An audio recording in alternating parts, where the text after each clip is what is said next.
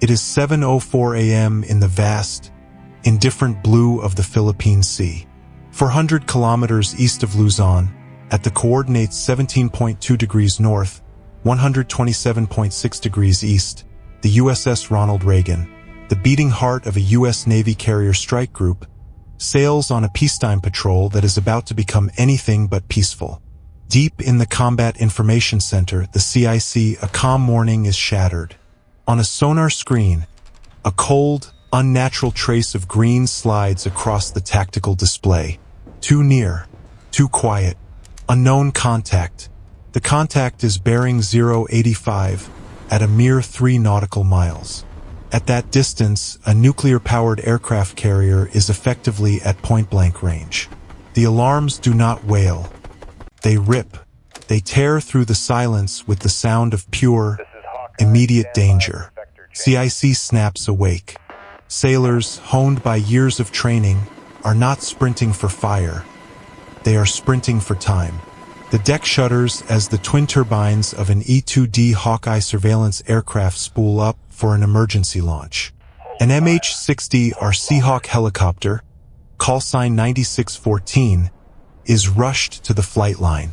Radios crackle with a single, crucial directive: hold fire, hold lock. Outside, the Pacific itself seems to boil in patches as the strike group tightens its defensive perimeter.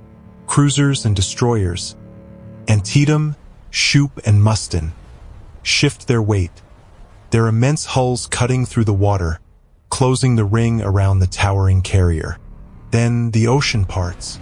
A sleek, dark hole breaks the surface tension and into the daylight. Chinese, a Yuan-class submarine. The sail is wet, its masts are extended. Cameras roll. Sonar tapes begin logging every agonizing second. Because this is the nightmare scenario nobody speaks about but everyone trains for. A hostile submarine, surfacing inside the bubble. One wrong move right now, one misread signal, one itchy trigger finger, and the vast Pacific becomes a flashpoint. This next minute will not just decide whether this is a close call or a crisis. It will decide the tenor of history. The Philippine Sea is not merely blue water. It is a choke point, a global lifeline. Hour by hour, tankers and freighters cross this corridor, feeding cities, factories, and the world's supply chains with fuel, food, and microchips. The mission of the USS Ronald Reagan and her escorts is simple. Keep the lanes open. Ensure no surprises. For weeks, the air near Luzon has been thick with tension. Chinese patrol planes skirted the edge of radar range. Fishing vessels lingered with suspiciously advanced antenna arrays. The shadow that came next was deliberate. The Yuan-class submarine, silent on its air-independent propulsion, AIP, did not drift into this position by accident. It came to test the absolute limit. How close could they get before the United States Navy reacted? And how far could discipline hold when danger broke the surface? In the Reagan's Combat Information Center, voices are kept low, surgical.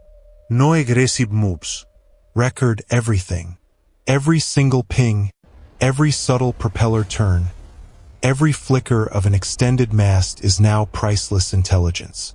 Analysts back in Yokosuka, Japan, will call this a jackpot, a full acoustic and electronic signature of a modern Chinese submarine, captured clean, without a shot fired. That raw data becomes leverage, training files, threat profiles, and the playbook for the inevitable next encounter. But the line separating intelligence gathering from outright conflict is razor thin. A sudden sonar lock could be mistaken for a launch sequence. One tense, miscommunicated radio call, and the entire Pacific could transform into a courtroom where both sides argue with missiles. Credibility, once lost, takes years to rebuild. Allies wonder if the sea is still safe. That is why the strike group's response is a masterclass in comm precision. The SPY-1D radar sweeps. The SLQ-32 suite listens for electronic whispers. The SQR-19 towed array drags beneath the waves, straining for acoustic clues. Overhead, the E-2D Hawkeye and the MH-60 are keep the sub in their sights, without crossing the invisible line.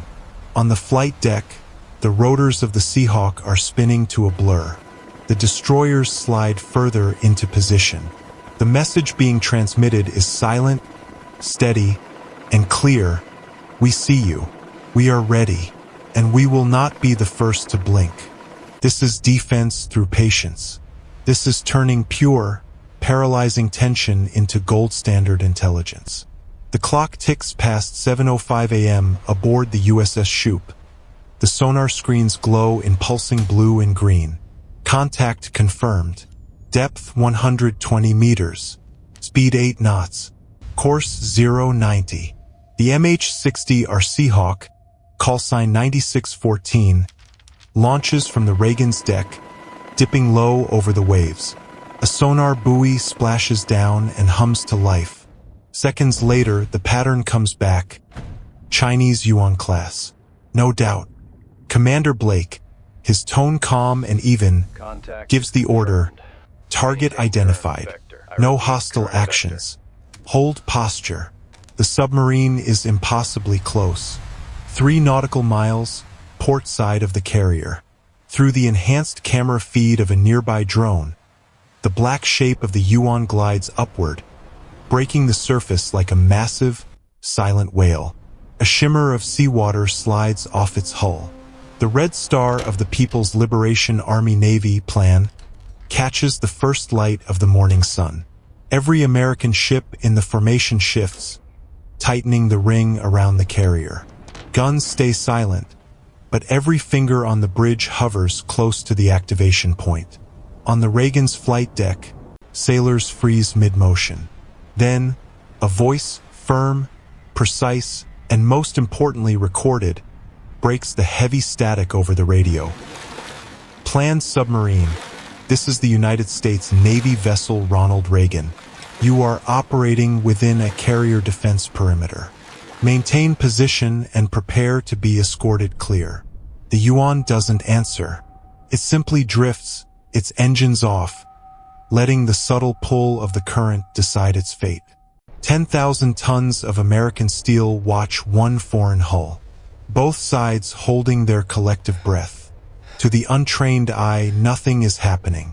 But inside every vessel, systems are locked, missiles are primed, and 100 professionals are performing the hardest task in any potential war: doing nothing. The ocean now feels different, heavier, charged. Every ship in the strike group moves just a little slower, careful not to provoke. Then, the second phase of the test begins. At 7:10 a.m., the Yuan's mast rises again. This periscope turns, slow and deliberate, a scanning eye. For a horrifying instant, it points directly at the Ronald Reagan's immense island tower. That's a visual lock, a sailor mutters. Hands tighten on controls. The SPY-1D hums, tracking the movement. A faint pulse of Mandarin radio chatter is picked up by the SLQ-32. Commander Blake issues a short, sharp order. Shift formation. Mustin move 10 degrees east. Antietam take over watchkeeper. Engines roar back to life. The ships slide into a new, complex ring, their wakes carving white lines on the sea. The MH-60R circles above, its blades thumping hard. The distance is closing. 3 miles. 2.5. Then, a new signal flashes. The Yuan's engine sparks. It is diving again. Submerging. Bearing 083. Depth increasing fast. Sonar techs call out the numbers as the black hull vanishes beneath the waves. The Americans track it, ping after ping, until the signal fades. It is gone. But nobody relaxes. The ocean is quiet again. Too quiet. Hold positions. Blake commands. We'll wait her out. He knows the sub is still down there, listening, learning, testing how much the US will reveal. But at 7:17 a.m., a sharp, new tone cuts through the control room. New contact. Bearing 080. Range 2 miles. Shallow and fast. It is not the same sub. This one moves like a dart, slicing through the thermocline layer. The MH-60R dips its sonar again and catches a faint, metallic echo, smaller than a submarine. Unmanned underwater vehicle, UUV. Analysts recognize it instantly, likely controlled by the Yuan. The submarine wasn't retreating. It was bait. Multiple contacts confirmed. The sonar tech reports. Small blips bloom across the display, weaving erratic paths. A silent swarm of intelligence drones circling the carrier. They are not armed, but they are recording everything. Propeller noise, hull vibration, every whisper of steel. A live intelligence grab unfolding in real time. Then one drone breaks away, surging toward the Ronald Reagan's port side. Inbound object. 50 meters. Alarms blare. The MH-60R dives low, skimming the waves. A single flare fires, a warning shot, and the drone halts, spins, and sinks from sight. Silence returns, heavier than before. The crew understands now. The surfacing of the Yuan was not a mistake. It was a calculated test, using the drones to see exactly how far America would go before breaking the calm. At 7:25 a.m., the tension is a physical weight. Every system on the USS Shoop is humming at combat power. But the rule holds fast. No fire unless fired upon. Then the sound that matters. New contact. Bearing 086. Depth 150. Closing fast. The Yuan is back. Fully submerged. Moving straight for the carrier group. Commander Blake steadies his voice. Mark and track. Do not engage. Above, the MH-60R drops another sonar buoy. Echoes bounce off the deep. Then it happens. The periscope breaks the surface again, carving a silver line. For a split second, it looks like an attack run. All ships, defensive posture. Blake commands. Mustin swings broadside. Antietam powers its guns. Alarms wail across the USS Ronald Reagan as sailors brace themselves. But the Yuan does not strike. Instead, it executes a sharp, controlled turn to starboard. It dives, and it slides not around but beneath the entire formation, crossing under, depth 200 meters. Sonar screams as the enemy sub passes directly under the carrier's massive keel. Every American ship holds steady. No weapons discharged, no panic, just controlled, flawless precision. On the Reagan's bridge, the tension melts into a stunned silence.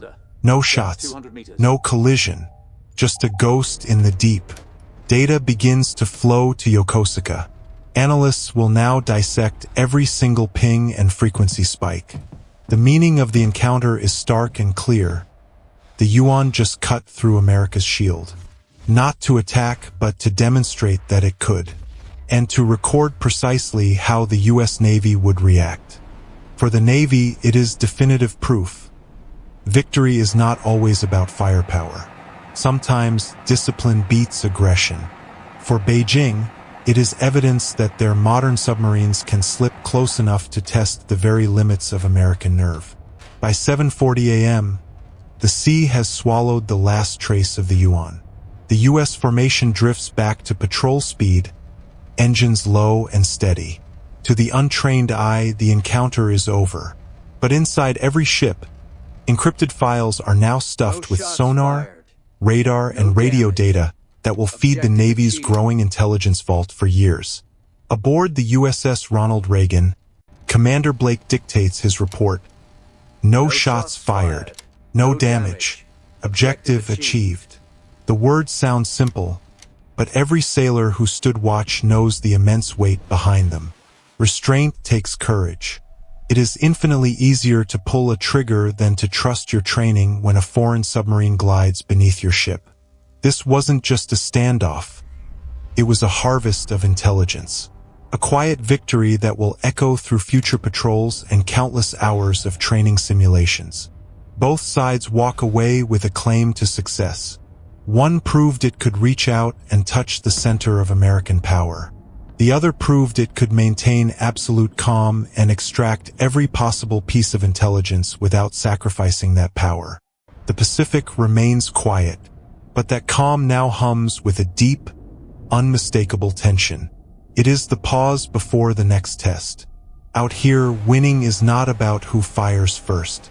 It's about who learns more before the next shadow rises beneath the waves. The question will return, not with a whisper, but with a roar. Who is really in control?